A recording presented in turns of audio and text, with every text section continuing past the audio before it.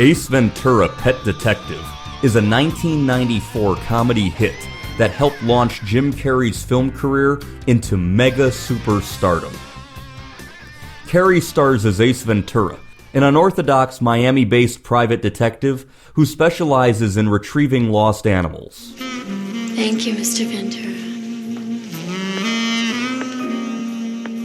How can I ever repay you? Well, the reward would be good. There is some damage to my car. It's a high-performance machine, so I had to fill it with premium. Would you like for me to take your pants off instead?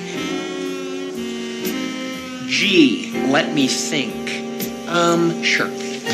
A group of individuals break into the Miami Dolphins football stadium and kidnap the team mascot, Snowflake, a bottlenose dolphin. The Dolphins' head of operations, Roger Podacter, played by actor Troy Evans, and his chief publicist, Melissa Robinson, played by Courteney Cox, are instructed to keep the news from the press and to find the missing dolphin before the upcoming Super Bowl game. Now, I want that fish on that field Super Bowl Sunday. Find the fish or find new jobs. Melissa and Roger hire Ace Ventura for his services to help find the missing dolphin. Roger Podacter, meet Ace Ventura. He's our pet detective. Hi. Nice to meet you. Came very highly recommended by Martha Metz. Martha Metz. Oh, yeah, the bitch. What? Pekingese, hyperactive, lost in Highland Park area. She was half dead when I found her. Is that the tank? Ace goes to the stadium and takes a look inside Snowflake's tank, finding a small stone in the tank's filter. Trying to find information from the Miami Police Department, Ace meets with his friend, Detective Emilio, played by Tone Locke.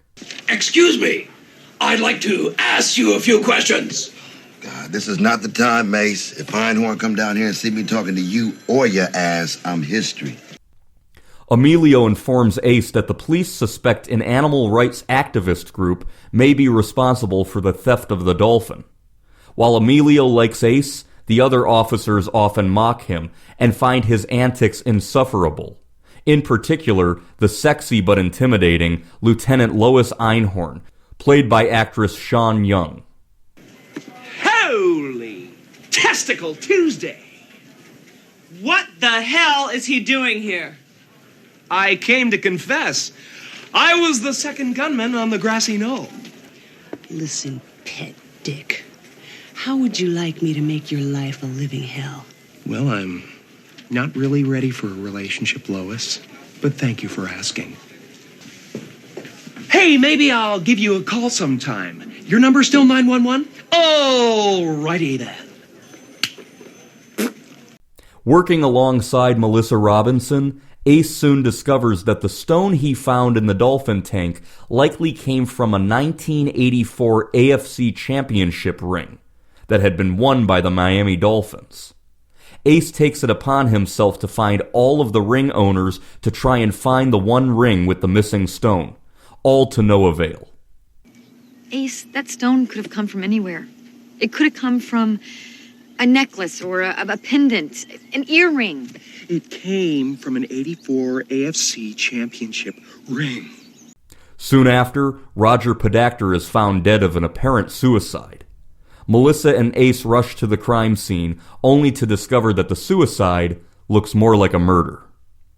This is double pane soundproof glass. There's no way that neighbor could have heard Podacter scream on the way down with that door shut. The scream she heard came from inside this apartment before he was thrown over the balcony, and the murderer closed the door before he left. Yes! Yes! Losers? Get him out of here! Loser! Let's go, Ace. Loser.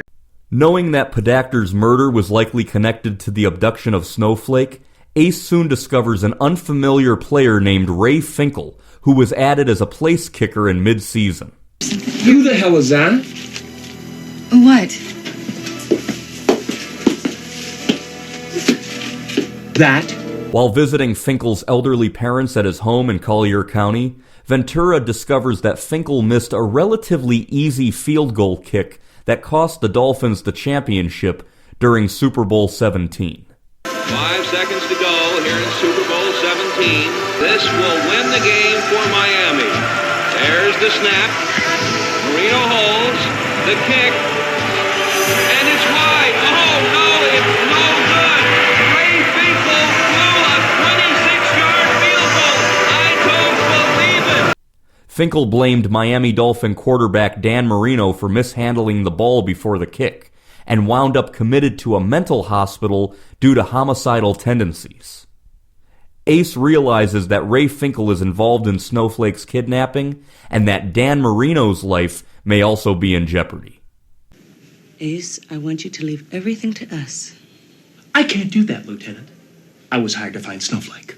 When we find Marino, we'll deliver Snowflake. When I find Snowflake, I'll deliver Marino. This movie was directed by Tom Shadyac in his feature film debut and was an unexpected box office hit. It grossed over $72 million in the United States and had a worldwide gross of $107.2 million. When it was released on VHS home video in June of 1994, it sold over 4.2 million videos in 3 weeks. I first saw this film when my parents purchased it off pay-per-view in June of 1994. The comedy hit Ace Ventura, Pet Detective. This month on Request. Prior to this movie, Jim Carrey was mostly known as the standout star on the Fox network comedy sketch show In Living Color. Before he was attached to the film, other actors were considered for the role of Ace Ventura. The first choice was Rick Moranis, but he turned it down in order to do the Flintstones. The second actor considered was Judd Nelson. The third actor considered was Alan Rickman. After having difficulty finding an actor for the lead role, the filmmakers considered changing Ace Ventura into a female character named Alice Ventura. Had that occurred, their first choice was actress Whoopi Goldberg.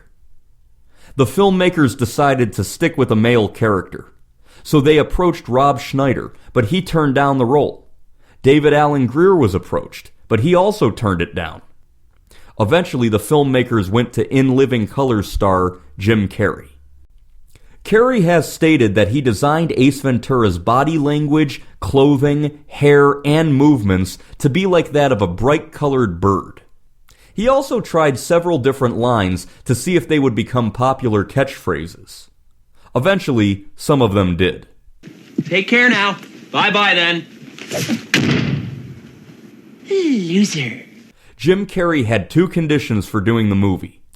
The comedy had to be as zany as physically possible, and his character, despite his quirkiness and eccentricities, should be good at what he does. Maybe you should have joined the police force.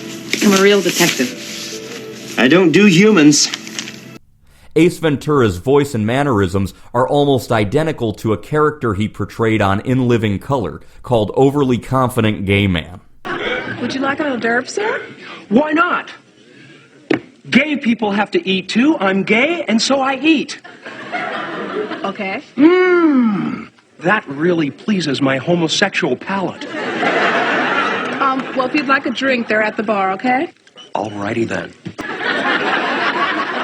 For the role of Melissa Robinson, actress Lauren Holly was considered.